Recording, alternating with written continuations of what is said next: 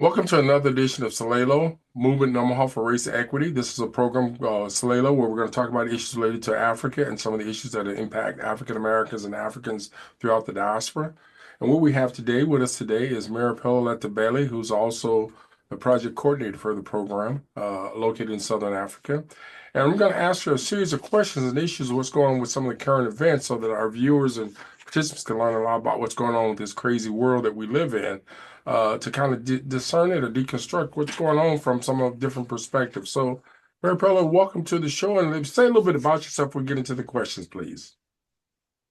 Thank you very much, Mr. Chairman. My name is Merapelo Letebele. I'm the coordinator for the Salalo program that is sponsored by MORE, the Movement in Omaha for Racial Equity. I'm based in Botswana, in Southern Africa, in a little village called Mankodi. So basically, what Salalo is that we try to make linkages with Black people wherever they may be. We talk about issues of mutual interest. Top on the agenda is global racism.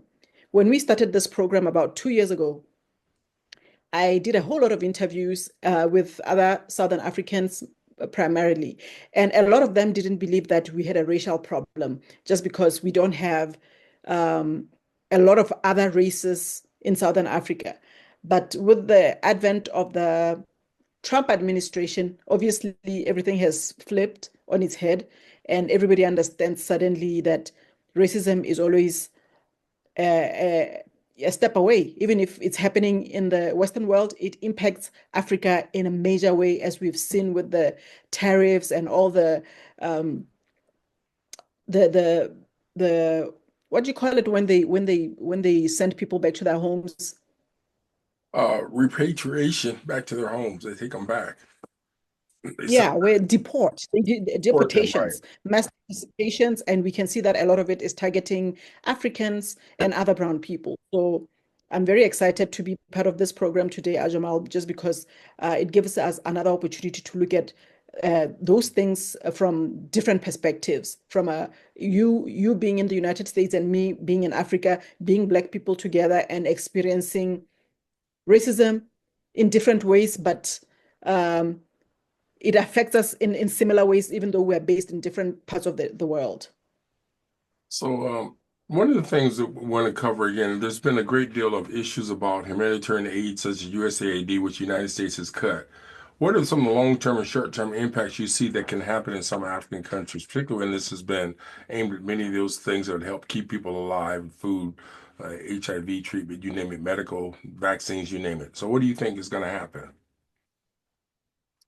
Sean? I think I can answer it in two different ways. There's the positive and the negative, as well as the long term and the short term and the long term.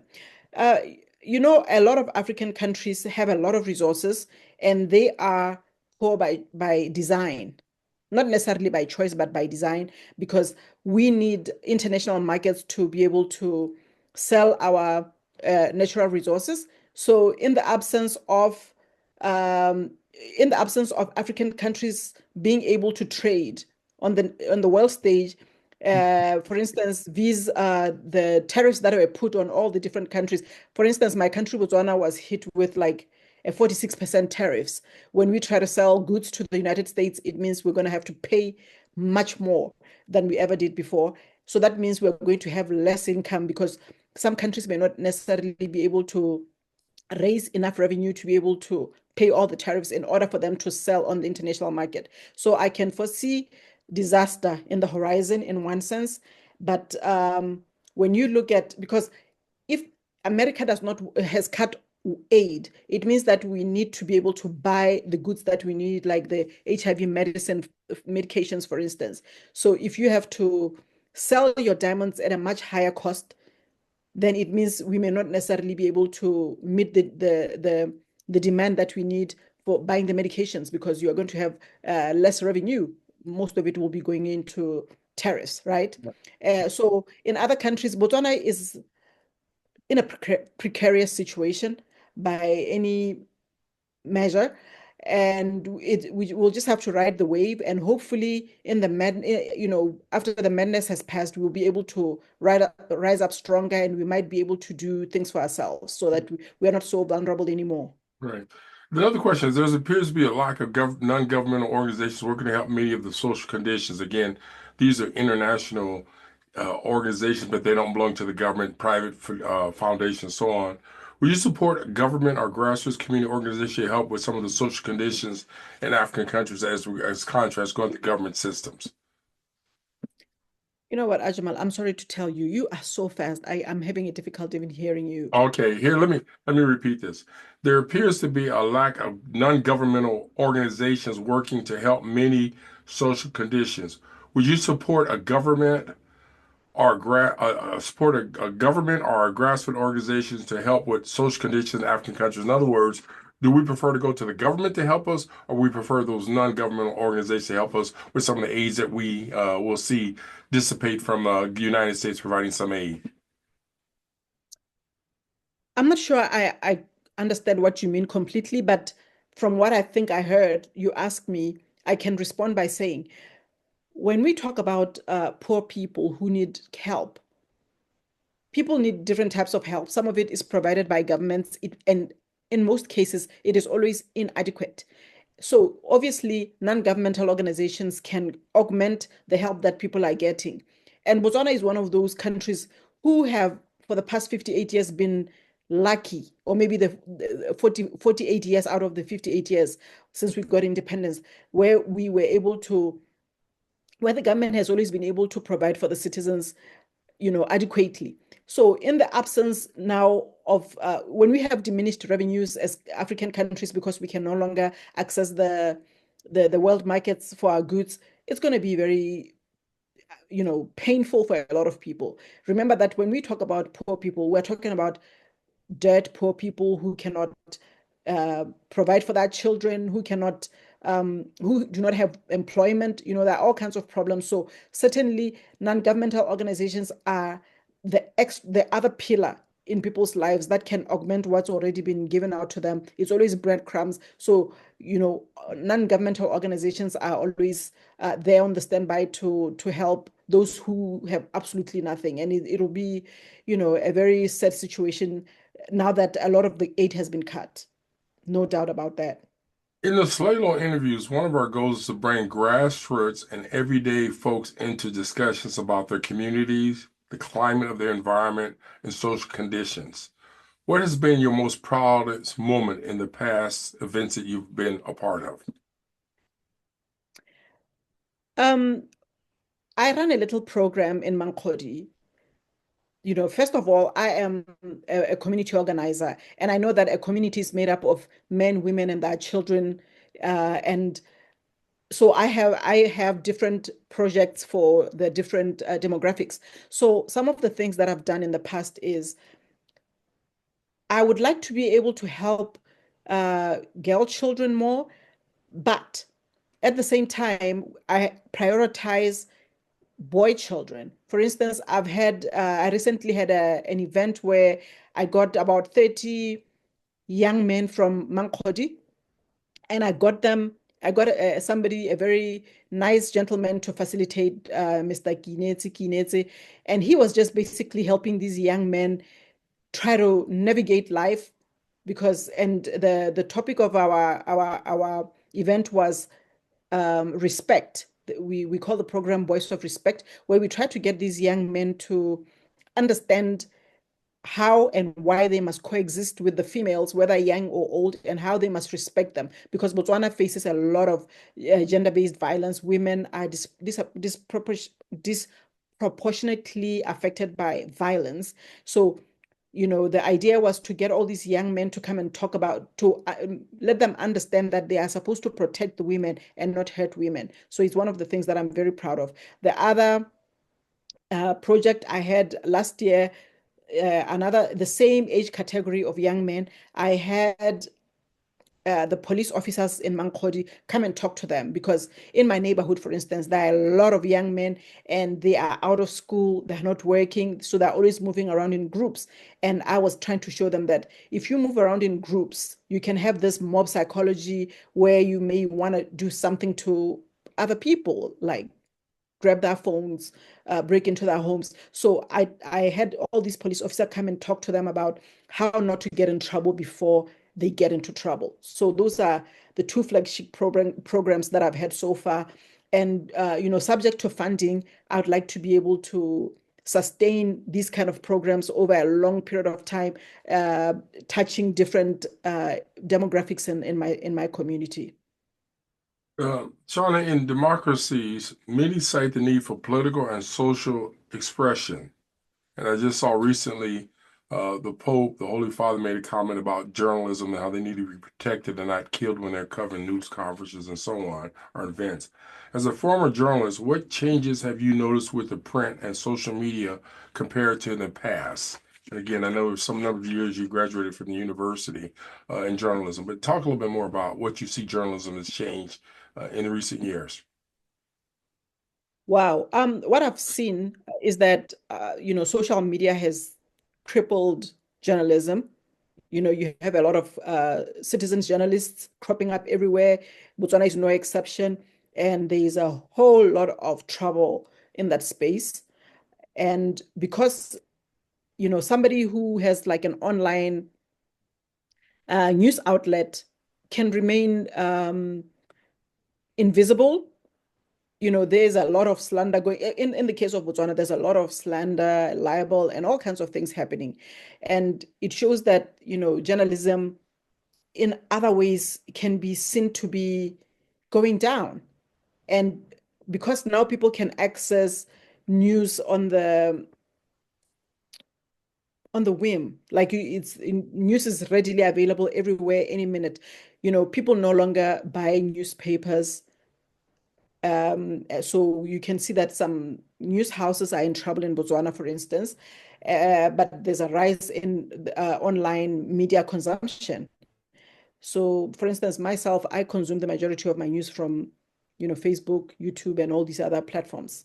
So I think we all need freedom of information. We need freedom of speech. And what I'm seeing in Botswana also is that we have a brand new government that has human rights at top of their agenda. So we're hoping that they'll be able to broaden the scope of uh, freedom of expression, even though there was a backlash last week in the media where the president of my country was castigated for saying that 90% of what local journalism publishes is false.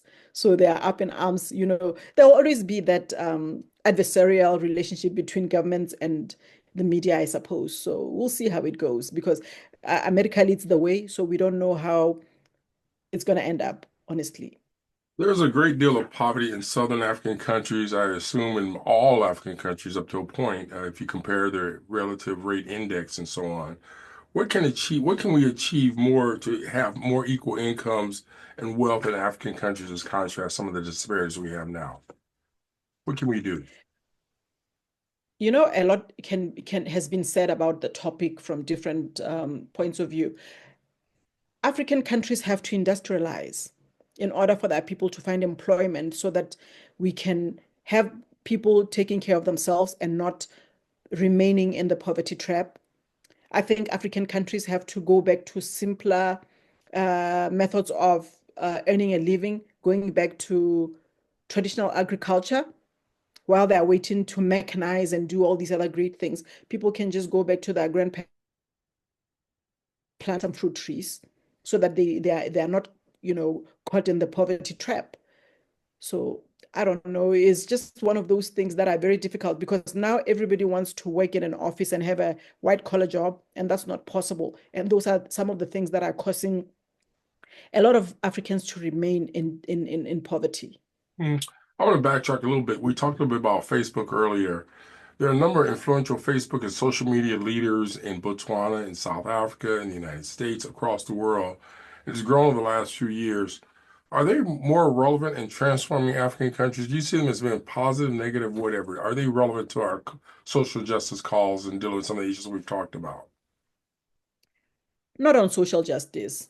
I mean, here and there, you'll see some people on some philanthropic, pursuits, but usually only election time will you see social media being vibrant, trying to talk about issues that may approximate social justice. But on the whole, people are on social media to get paid. As you know, that in many other countries, social media is monetized so that people can earn from creating content. So people just put out content that entertains more than teaches or tries to heal or advocate social justice, unfortunately. You know, it reminds me of What I've Candace. seen, So, go ahead. maybe I'm in the wrong platforms, but from what I'm seeing, and Facebook is very, very strong in Botswana. That's what a lot of people use, common people, those who are a little sophisticated will go to Instagram and X, the former Twitter and things like that. But, obviously people who are there are for uh, high class engagements and not necessarily, grassroots stuff. So, You know, it reminds me of I follow Candace Owens a bit, and I've seen how she's vacillated based upon when more she started attacking Kamala Harris.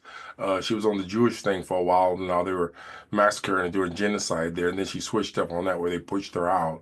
Then I look at some of the South Africans who have been very vocal about the local or the national government, and some of them even to the point where they're saying some stuff that's just almost sensational, like they want to go back to apartheid. So it's kind of interesting to hear how they get people's attention by some of the things they say. And I wonder if they're really speaking truth to power. They're trying to, again, monetize themselves and make money because all of them are going to charge you 99 cents or 2.99 to be, subscribe to their gibberish or sometimes with some good stuff, but you have to discern through some of that crap and figure out if they're really talking truth or if they're just trying to get you to be sensationalized and so on. I want to switch up and ask you a different kind of question. In South Africa, it's post-apartheid. And we're facing many challenges. And as I said earlier, there are some people were saying it was better off under apartheid than the present administration. After independence apartheid, the country appeared to be experiencing a high crime rate, greater adverse conditions, and some are calling for a return to apartheid or the white minority rule because of the ANC's level of corruption and crime. What is some? Why are some making those arguments, including black leaders? I find that strange hearing people who fought against apartheid are now saying, let's go back to it in a sense because we can't govern ourselves. So give me a little insight from your vantage point, what's going on over there? yeah, I think it's just disillusionment more than anything. People are just disillusioned because their leaders they thought they would be. They are only interested in enriching themselves and their friends and their family members and their peers. The majority of Black South Africans under apartheid, they had, South Africa was a big engine of economic activity. So you had people working in factories and doing all kinds of things. Now South Africa imports almost everything. Remember that back then, during apartheid, a lot of countries were not dealing with South Africa. So since the fall of apartheid, you have China just importing all the goods that are mass produced, and so South Africans are just busy consuming and not creating. Same thing with Botswana. So I understand what the people mean, and it is very painful to hear a Black person say that and know that they really mean it, and also that what they're saying is true, because the apartheid government had what they call separate development. So they had um, development plans for all the different ethnicities in South Africa. It's just that some of them were underfunded compared to the white ones, but they were doing it. The majority of all the developments you see in South Africa were created by the apartheid government, talking about infrastructure, whether it's roads, buildings, you name it, schools. So the new government has done a little bit. If you go to the northwest province of South Africa, you remember during apartheid, it was a Bantustan where Mangupe was in charge. He developed that area like crazy. But if you were to go back there now, you would just weep, you would cry because since the black government took over, virtually no developments have taken place in the Northwest. So those are the kind of people who are making those kind of calls, who are crying. Under apartheid, things were moving along, but now everything has just stagnated. Wow. Well, one of the programs you've addressed with more in the Southern African Project, SALELO, is violence against women and gender-based violence. Are we getting more attention or solutions to that phenomenon in Southern African countries, including Botswana? Absolutely not. Women are still second-class citizens, a little better than slaves. And, and there's this strong value shift. Social values are shifting, and African women are embracing Western values. And but still they are unable to try to fight this patriarchy and all the things that are keeping them down. For instance, the party that has been in power in Botswana for the past 58 years lost elections just a mere 6 months ago. And they had like an internal party election this past weekend, and only one woman came back in the central committee of a former ruling party. It just goes to show you, I don't want to conflate political power and social stuff, but those are just some of the things that you can just easily see and point to and say, when we talk about the absence of women in positions of power, that's what we are talking about. Because if it's just men, making all the decisions for us without us, then it'll never work out. Women will forever be unhappy. Sometimes I feel like women want jobs, money, and security more than they want rights, but they're not getting either. They're not getting any help. They are not getting positions so that they can be in the decision-making structure. So it's just a mess. Funny enough, Botswana is one of the better countries. As much as I cry every day about this on the Salalelo program, nothing is changing. So it's just one of those things where, you just wonder, when will the women wake up? Forget about rising up, just waking up so that they can acknowledge that they are under attack. It's not happening. So I don't think it's going to happen anytime soon. Well, speaking of that, related to women, the president of Namibia is a female woman. Will that have some impact on Botswana or other African countries that have a woman who's a prime minister, the president in Southern African countries? It will only have an impact on people like myself who are aware, who understand what's happening. And it remains to be seen whether she'll be a successful female president, because you know that a lot of men are not happy with the situation. They just had to go along with it because that's what they had agreed in their constitution. But truly, deep down inside, I don't think even the Namibian men will embrace her 100%. But it is a very good thing. We hope that the more it happens around us, it will eventually trickle down to Botswana, because in the past we've had a woman president in Malawi and other African, Southern African countries. So it's a very welcome development, and I hope that she wins so that the men can finally get to understand that women have the capability to rule and direct policy and do good things in a country. One of the things that hit me here was if you would contrast the plights of African Americans and Africans on the continent, what would be those differences and similarities from your experiences or your knowledge base? Um, I don't know. Before I answer that, can I just ask you one question? Do you feel that African Americans are oppressed in America? Yes, no doubt about it. You can look at the disparities between blacks and whites in this country. Mhm. This is So yeah. So basically, the same way that uh, white Americans are treating black people in America is the same way that the men in Africa. The saddest part about it is it's our own men folk who are treating us bad. In the United States, the African Americans are not allowed to progress unless, in the entertainment and sporting fields.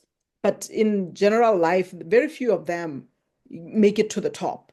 And, when you go to the hoods in the United States, you'll see that, oh, this is where the black people live, because it's always, dirty, unkept, and, it's always sad to see what's happening. The same thing is happening in Africa to the African women, but it's the men who are treating us as second-class citizens.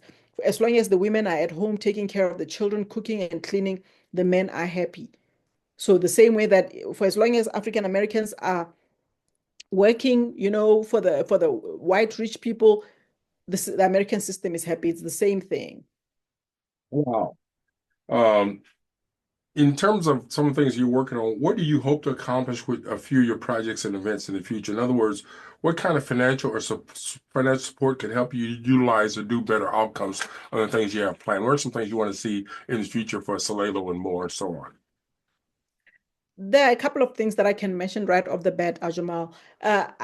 I live in a very, very rural village where none of the women are working, but they are mothers, they have children, they have grandchildren. And um, I would like to be able to get them help. I'd like for them to get stoves that use either solar power or LPS gas, just anything that can save them from having to go into the bush to go and cut some wood so that they can use it in the fire. That's one of the biggest things that I'd really like to do. And I'm I'm appealing to you as the chairman of MORE to help me find people that can help me get this thing off the ground. And the other thing is, I would really like to be able to get some of these women, there are about 23 in my neighborhood that I've identified. I'd like to be able to help them get some kind of an income generating project, whether somebody would agree to sponsor them to take them for seamstress classes to learn how to sew clothes so that they can be self-employed, whether we help them to make a vegetable garden, different projects like that. I'd like to be able to separate them into groups of 3 so that each group can start up a different project. And, those are some of the things that I think are like high on my agenda. I am trying by all means to try to get funding for these women. By the way, I know you have ample sunlight in Southern Africa, particularly in Botswana. What is your solar conditions like? What are solar things? I know some of the women have talked in some of the previous things about electricity, things like that, and water and stuff like that. But what is it like for solar over there? What do people need if they did solar in Botswana or South Africa, whatever, Southern African countries? I think on Friday, for the first time, the president was officiating at some event where they are starting up a solar farm in Botswana. Solar appliances are very expensive. So, a lot of people, if only people could afford, because we are talking about things like fridges, big things that consume a lot of energy. So they end up being expensive, even though in the long run they're cheaper. But in terms of lighting houses, simple things like that, people are really into it. They use solar lamps, but obviously in order for it to be beneficial, you need it to be able to help you run bigger appliances. Okay. Do you have any closing comments for our listening audience or viewing audience? Any other closing comments? My closing comments are that, like I have mentioned several times, I live in Mankodi, where there is just like dire poverty. The women are barely scraping by, and I'd really like help trying to set up a better, project for them so that they can find ways to feed their children. And I appreciate the movement in Omaha for racial equity for giving me this platform so that I can try to reach out to many other people. Because remember, we have the racism aspect and the local women empowerment project that we're doing. So my closing comments is just to thank you very much for all the help that you're giving people in Botswana. Well, Merapelo Letebele, appreciate you being here and able to talk with us about some of the programs and things that you're working on. And hopefully, as we go forward, we get more support from our respective communities to support what we're doing. So we hope you've enjoyed this segment. And we'll also probably have another segment that deals with similar issues coming up. So on that note, we'd like to say thank you and looking forward to another interview and other developments in Salelo in the Southern African program or project. So thank you. Thank you.